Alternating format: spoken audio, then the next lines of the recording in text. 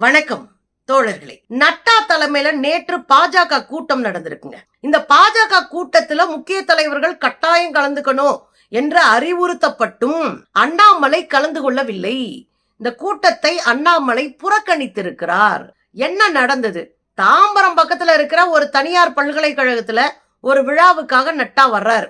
JP. Nadda தான் பாஜகவினுடைய அகில இந்திய தலைவர்.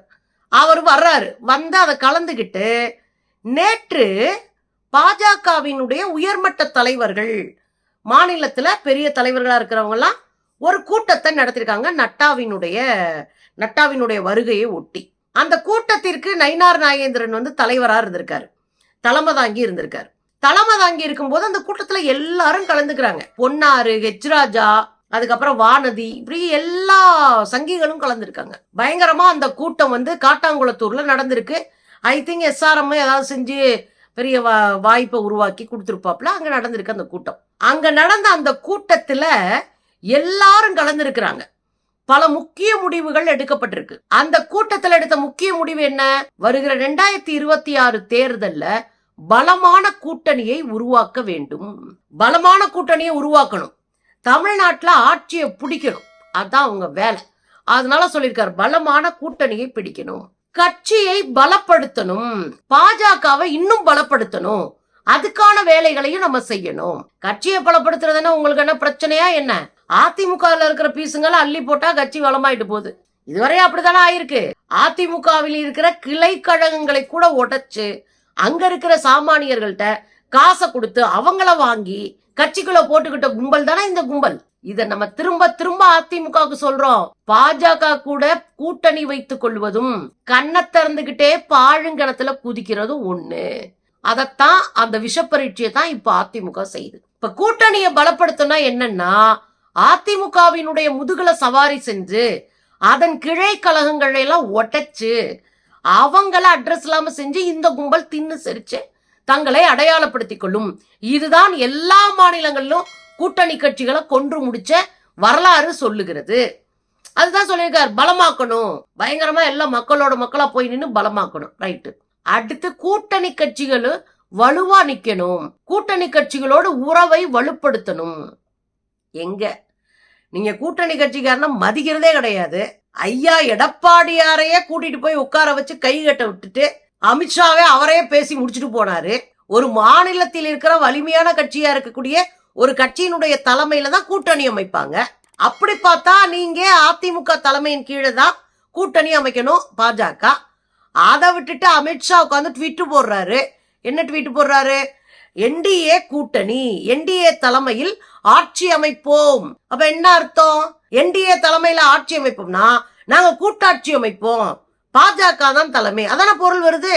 அவ பாஜக தலைமையில நம்ம அண்ணன் எடப்பாடியார் போய் கை கட்டி நிப்பாரு போல இருக்கு. ஏற்கனவே அன்னைக்கு அசிங்கப்படுத்தினாங்க. ஒரு மாநிலத்தினுடைய முக்கிய கட்சி, தலைமை தாங்குற கட்சி பேசவே இல்லை பத்திரிகையாளர் சந்திப்புல. அன்னை கூச்ச நாச்சம் இல்லாம நேத்து பேசியிருக்காரு எடப்பாடியாரு. பயங்கரமான பேச்சு. எங்களை யாரும் மிரட்டவில்லை, நாங்களே மகிழ்ந்து விருப்பத்தோடு சேர்ந்தோம். விருப்பத்தோட சேர்றவங்க எதுக்கு தெரியாம ஓடுனீங்க டெல்லிக்கு? 3 கார் மாறி மாறி வந்து ஏதோ கொள்ளக்கடத்தல் பண்ற மாதிரி ஏன் ஓடணும்? விருப்பத்தோடு போறவங்க ஓப்பனா பேசிட்டு ஆமாங்க நாங்க பாஜகவோடு கூட்டணி பேச போறோம் அப்படின்னு போய் சொல்லிட்டு போக வேண்டியதானே. பத்திரிகையாளர்கிட்ட காலையில ஒண்ணு சொல்றீங்க, மத்தியானம் ஒண்ணு சொல்றீங்க, நைட்டு ஒண்ணு சொல்றீங்க, அப்படி கமுக்கமா வர்றீங்க. என்னது? அப்ப நீங்க சந்தோஷமா போனீங்கன்னா இந்த ஏர்போர்ட்ல பிளைட் ஏறதுக்கு முன்னாடியே ஆமா நாங்க பாஜகவோடு கூட்டணி பேசத்தான் போகிறோம் அப்படின்னு நெஞ்ச நிமித்திட்டு சொல்ல வேண்டியதானே சந்தோஷமா. ஆனா அன்னைக்கு அப்படி சொல்லலையே, ஓடி ஒளிஞ்சிங்களே, சொல்றதுக்கு வெக்கப்பட்டீங்களே. இப்ப கூட நாங்க சந்தோஷமா தான் சேர்ந்தோன்னு உங்க வாய் சொல்லுது, உங்க மூஞ்சி தொங்கி போய் உட்கார்ந்துருக்கே. இப்ப என்ன அர்த்தம்? நிர்பந்தத்தின் பேர்ல அதிமுக அங்கே அடிபணிந்திருக்கிறது. ரொம்ப வருத்தமான விஷயமே அதான். நிறைய அதிமுகவினுடைய தொண்டர்கள் ரிசைன் பண்ணிட்டு போயிருக்கிறாங்க. முக்கியமான பொறுப்புல இருந்த அதிமுக தொண்டர்கள் ரிசைன் பண்றாங்க. இப்ப இந்த அதிமுக தொண்டர்களை குளிர்ச்சிப்படுத்துகிற வேலையில தான் அண்ணாத்த இறங்கி இருக்காரு. அப்ப கூட்டணி கட்சிகளை அப்படியே வலுவாக்கணும் அப்படின்னா அண்ணாமலை இருக்கக்கூடாது. அதனால அண்ணாமலையை தூக்கிட்டாங்க. இப்ப கூட்டணி கட்சி வலுவாயிருமா அப்படின்னா சமூக வலைத்தளங்கள்ல அண்ணாமலைய ஃபேன்ஸ் கிளப், அவர் தான் வார் ரூமை வச்சு தன்னை வளர்த்துக்கிட்டாரு. அவர் தான் வார் ரூமை வச்சு நிறைய காசு சம்பாரிச்சுக்கிட்டாரு. வார் ரூம்ல இருக்கிறவங்களாம் நம்புற மாதிரி வீடியோ போட்டு அண்ணாமலையை ஹீரோவாக்கி வச்சாங்களே. அண்ணாமலை சிங்கம், புலி, கரடி அப்படின்லாம் பயங்கரமா இல்ல அண்ணாமலைக்கு டெம்ட்டை ஏத்தி ஒரு பலூனை ஊதி பெருசாக்குற மாதிரி அண்ணாமலையோட பிம்பத்தை அடிச்சு ஊதி பெருசாக்குனாங்களே. அந்த பசங்களாம் என்ன எழுதிக்கிட்டு இருக்கானுங்க, அண்ணாமலை இல்லாத பாஜகவுக்கு நாங்கள் ஏன் ஓட்டு போட வேண்டும்னு கேட்டுட்டு இருக்காங்க. இன்னைக்கு பாக்குற 2-3 பதிவு. அது மட்டும் கேட்கல, அண்ணாமலை இல்லைன்னா இந்த கூட்டணிக்கு நாங்க ஓட்டு போட மாட்டோம் அப்படின்னு அண்ணாமலை வார் ரூம் பேச ஆரம்பித்திருக்கிறது. இதுல என்ன சிக்கல் தெரியுதுங்களா? அண்ணாமலை உட்கார்ந்து உடசல் கொடுத்துட்டு இருந்தாரு. அண்ணாமலையை தூக்கிட்டா சரியா போகும் நம்புச்சு. அண்ணாமலை ஒரு வார் ரூம்ப விட்டுட்டு போயிருக்காரு அப்படின்றது இந்த கும்பலுக்கு தெரியல. அதனால இந்த வார் ரூம் கும்பல் இன்னைக்கு வேலை செய்ய ஆரம்பிச்சிருக்கு. அதுவே இவங்களுக்கு எதிரா இருக்கு. அப்ப நட்டா என்ன சொல்றாப்ல, நாமெல்லாம் கூட்டணி எல்லாம் வலுவா இருக்கணும், கூட்டணி எல்லாம் ஒற்றுமையா இருக்கணும் அப்படின்னு பேசியிருக்காப்புல. அதுக்கடுத்து பூத் கமிட்டி அமைக்கிறத பத்தி எல்லாம் பேசி இருந்திருக்காங்க. எனக்கு தெரிஞ்சுங்க 24x7 வெறும் தேர்தலை மட்டுமே யோசித்துக் கொண்டிருக்கிற ஒரு கட்சி இந்தியாவில் இருக்கிறது என்றால் அது பாஜக தான். ஒரு தேர்தல் அடுத்த தேர்தல் அடுத்த தேர்தல். அவங்க மக்களை பற்றி அக்கறையப்பட மாட்டான். மக்கள் நல்லா இருந்த என்ன, நாசமா போன என்ன, தின்னா என்ன, திங்காட்டி என்ன, செத்தா என்ன, வாழ்ந்தா என்ன, அதுக்கு வாட்டு போட்டோம். நாங்க தேர்தலுக்காகத்தான் வேலையை ஏற்போம். இப்ப பூத் கமிட்டி அமைக்கிறது குறித்து பேசிட்டு இருக்காங்க. இப்படி பலவாறாக காரசாரமான விவாதங்கள் ஓடி இருக்கு.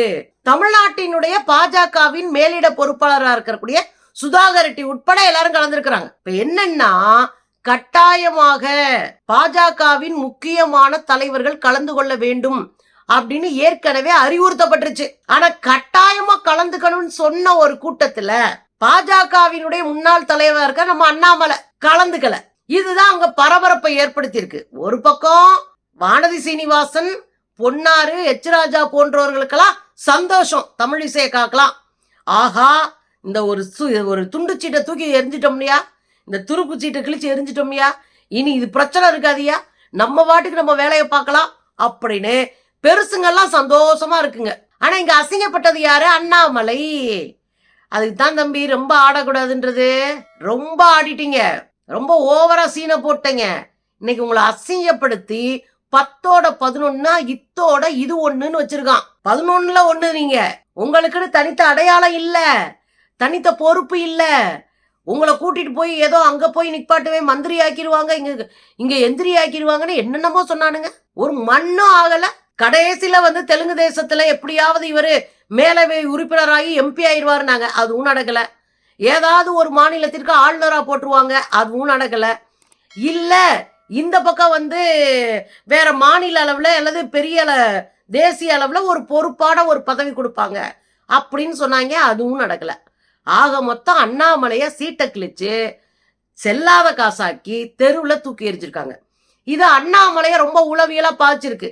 அதனாலதான் இந்த தலைவர் தேர்ந்தெடுக்கப்பட்ட உடனே அண்ணாமலை ரஜினிகாந்த் மாதிரி இமயமலைக்கு ஓடினார். இமயமலையில ஓடி போய் இருக்கிற சாமியெல்லாம் கும்பிட்டு காலில் விழுந்து, சாமி என்னை அசிங்கப்படுத்திட்டாங்க அப்படின்னு கத்தி கதறி மன்றாடி சாமி கும்பிட்டு வந்திருக்காரு. அதுக்கப்புறமா ஒரு டெல்லியில போய் தலைவர்கள்லாம் பார்த்தாங்க, ஒன்றும் நடக்கல. அதனால ரொம்ப கடுப்புலையும் காண்டிலையும் இருக்கிறாரு. அண்ணாமலைக்கு ஒன்றும் இந்த கட்சியெல்லாம் ஒரு கட்சியே கிடையாது. அண்ணாமலை சேர்த்திருக்கிற காசுக்கு புது கட்சியே ஆரம்பிச்சு போவாரு. அநேகமா அந்த விஷயமும் அடுத்தடுத்து வரலாம். ஆக அண்ணாமலை வராதது பாஜக தொண்டர்கள் மத்தியில ஒரு பெரிய பரபரப்பை ஏற்படுத்தியிருக்கு. அண்ணாமலையை வேணும்னே புறக்கணிக்கிறார்கள், அண்ணாமலையை அவமானப்படுத்துகிறார்கள், அண்ணாமலையை காணாமாக்கி இருக்கிறாங்க அப்படின்ற ஒரு கோபம் தொண்டர்கள் மத்தியில பெரிய விஷயமா பேசப்பட்டுக்கிட்டு இருக்கு. ஆக ஆடு அசிங்கப்பட்டது, ஆடு அவமானப்பட்டது, ஆடிய ஆட்டத்துக்கெல்லாம் கூலி பெற்றது. அதுதான். ரொம்ப ஆடக்கூடாது, இல்லைன்னா இப்படிதான் அசிங்கப்படணும். அதுலயும் பாஜக காரனை நம்பி ஆடக்கூடாது. அவமானப்பட்டு அசிங்கப்பட்டு நொம்பலப்பட்டு நொந்து போய் கேவலமா நிக்கணும் வெளியே. புரிஞ்சுக்கோங்க மக்கா.